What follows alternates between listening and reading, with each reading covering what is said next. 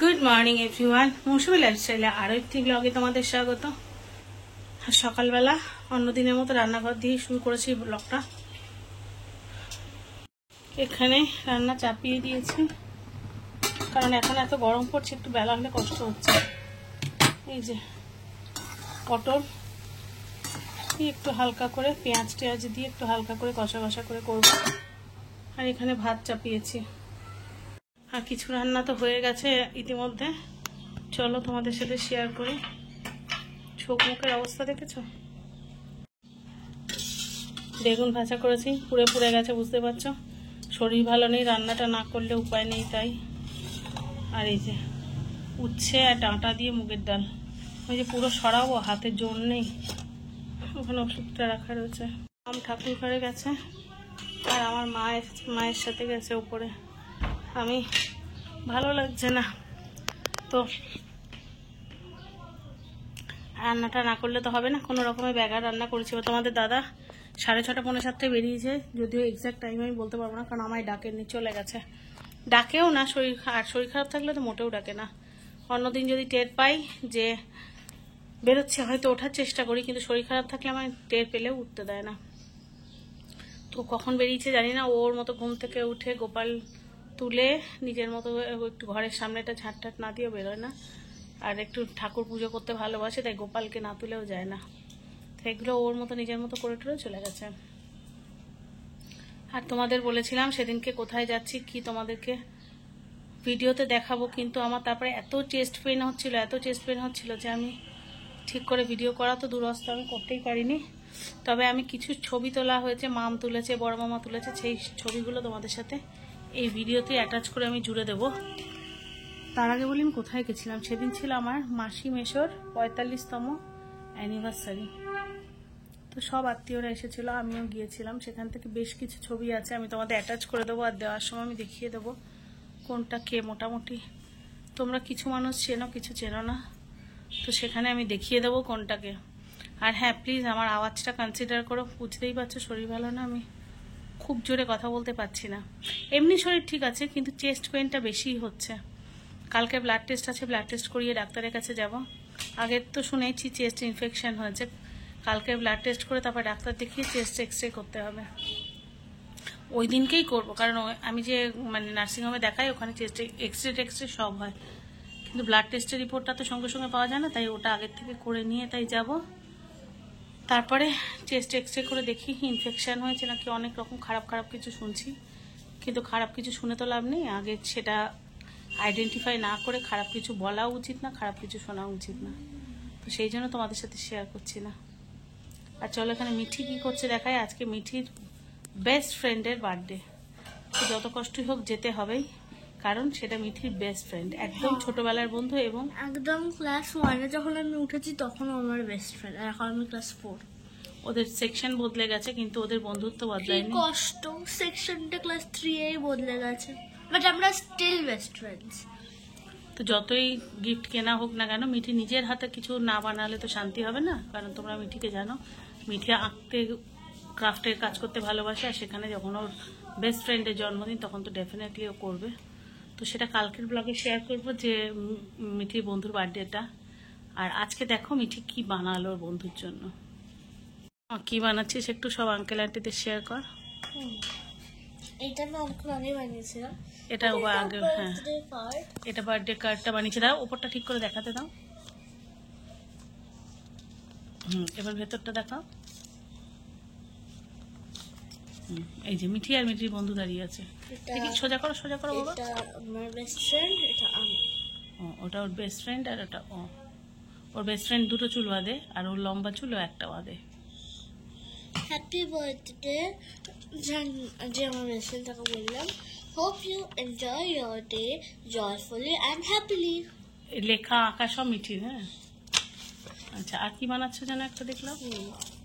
এখন ওটা কমপ্লিট হয়নি, এটা বাস ডেকোরেশন করেছি।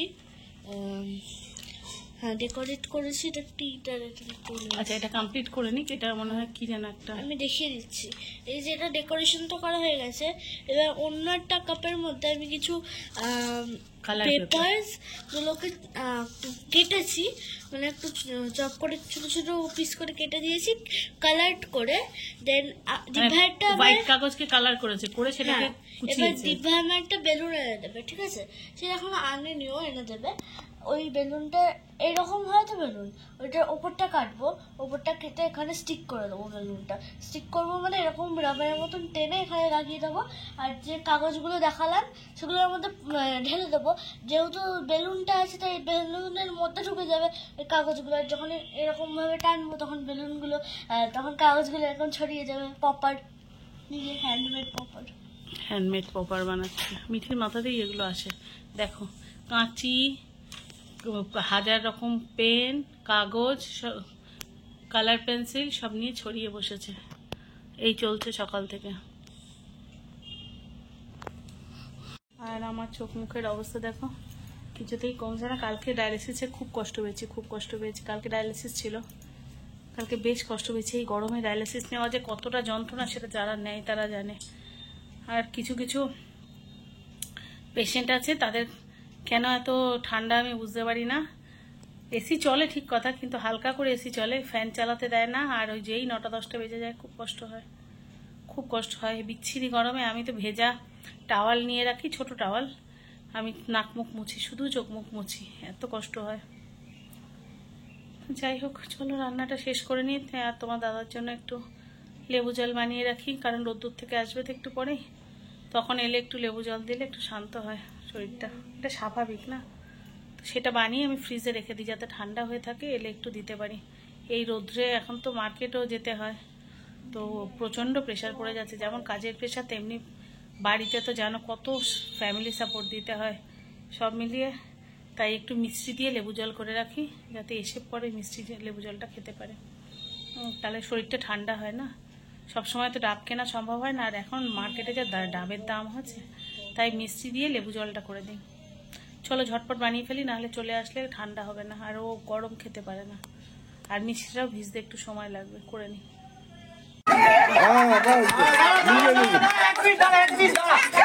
আরে দাঁড়াও, এই দেখি ছবি তুলবে, এইদিকে দেখো, এইদিকে দেখো, ওরকম করলে হবে না।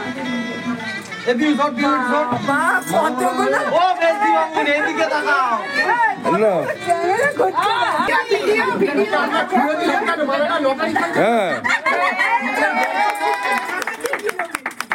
আবার আরেকবার মালা মালা মালা মালা মালা মালা ক্রস করবি, সেখানে দাঁড়াবি একটু, হ্যাঁ হাতের মধ্যে দিয়ে একটু ঢুকিয়ে রাখো, হ্যাঁ হ্যাঁ হ্যাঁ 1 2 3 দাঁড়িয়ে, হ্যাঁ ধরে থাকো, হ্যাঁ হ্যাঁ ছবিটা ওইদিকে তাকাও। ওইদিকে।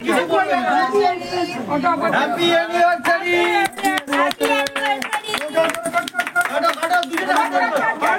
হ্যাঁ কেকটা কাটো।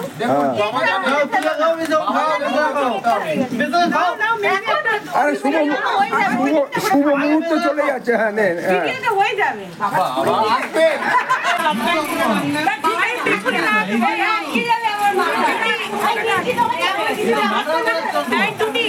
ওই তো রিঙ্কি এসে গেছে। তুমি আমার মুখটা রাখ না। ভিতরে ঢুকে তো কেউ দেখতে হবে না। এই তো এই তো। এই আমাকে দেখা যাচ্ছে না। হ্যাঁ হ্যাঁ হাত তুললে দেখা যাচ্ছে না। এই এবার আবার চিল্লা পাঠিয়ে দাও। তো জুম করবো মা? এই তো এটাই ঠিক আছে, জুম করলে ফেটে যাবে। Perfect. ভাই বোনের মধ্যে এই তুমি বাদ কেন, তুমি ঢুকে যাও। ওই হ্যাঁ ও হয়ে গেছে, তার মধ্যে তুমি ঢুকে যাও। হ্যাঁ ওই আমি ভিডিও করে দিই।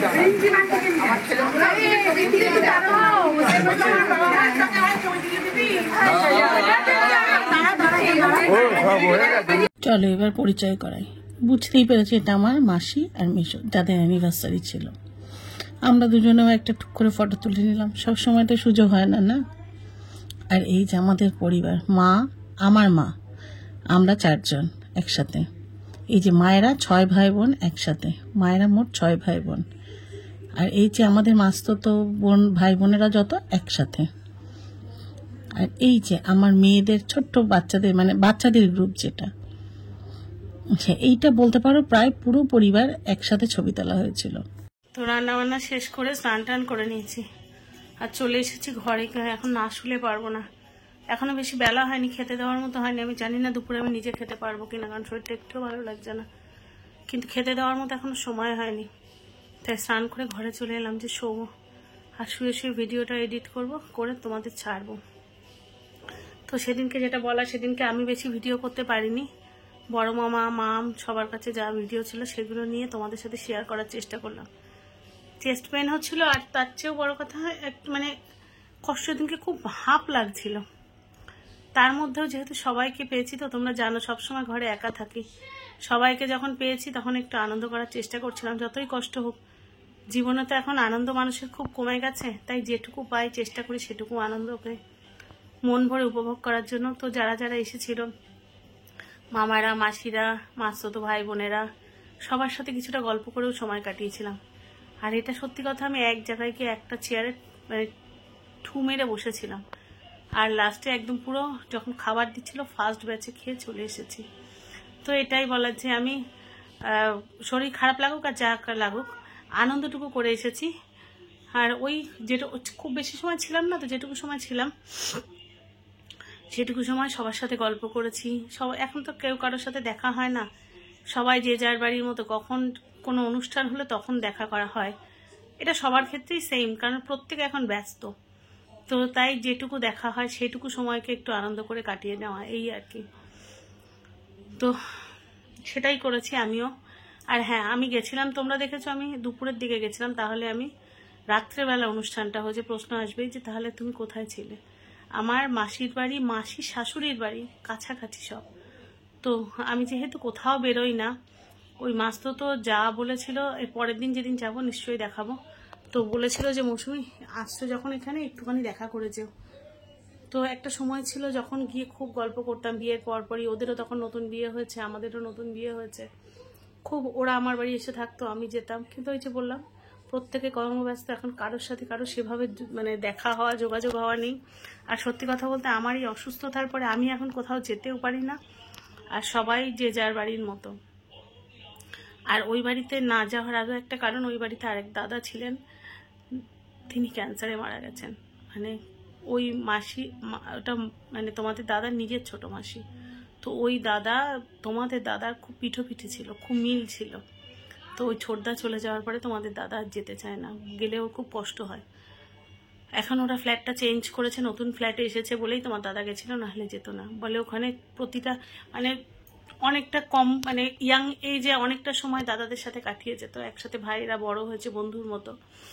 তো ছোটদা চলে যাওয়ার পরে ওর ওখানে খুব যেতে কষ্ট হয়, সেই জন্য এই অনেক দিন পরে, ছোটদার কাছে 5-6 বছর হয়ে গেছে, তো 5-6 বছর বাদে আমরা গেলাম। তো সেই জন্য কি মাসির বাড়িতে ছিলাম, মাসির চোখ অপারেশন হয়েছে শুনে মাসিকে দেখতে গেছিলাম, আর ওখান থেকে আমি আমার মাসির বাড়ি গেছিলাম। তো এই একটুকু তোমাদের বলার ছিল, আমি যে দেখাবো। আমার শরীর ভালো ছিল না, আমি মাসির বাড়ি গিয়েও টানা ঘুমিয়ে কাটিয়েছি। আর ওখান থেকে উঠে নিজের মাসির বাড়িতে ওই অনুষ্ঠানের সময় পার্টিকুলার 1-1.5 ঘন্টার জন্য গেছিলাম। সবাই চলে এসেছে, বারবার ফোন করছে, কিরে আসলি না আসলি না। আমি তো উঠতে পারছি না বিছানা থেকে। যাই হোক, তারপরেও গিয়েছিলাম, আনন্দ করেছি, সবার সাথে গল্প করেছি। তোমাদের সাথে পুরো অনুষ্ঠানটা শেয়ার করতে না পারলেও কিছুটা শেয়ার করার চেষ্টা করলাম। তো চলো, এরপরে বেশি মানে ভিডিও বড় হয়ে যাবে। আর কালকে মিঠির বন্ধুর জন্মদিনের অনুষ্ঠানটা অবশ্যই দেখাবো। তো চলো, আজকের ব্লগটা এখানেই শেষ করি। সবাই যে যেখানে আছো ভালো থেকো, সুস্থ থেকো। আর যদি নতুন কোনো বন্ধু আমার চ্যানেল ভিজিট করে থাকো, চ্যানেলটা সাবস্ক্রাইব করে পাশে থেকো। দেখা হচ্ছে নতুন ব্লগে, ততক্ষণের জন্য সবাইকে টাটা।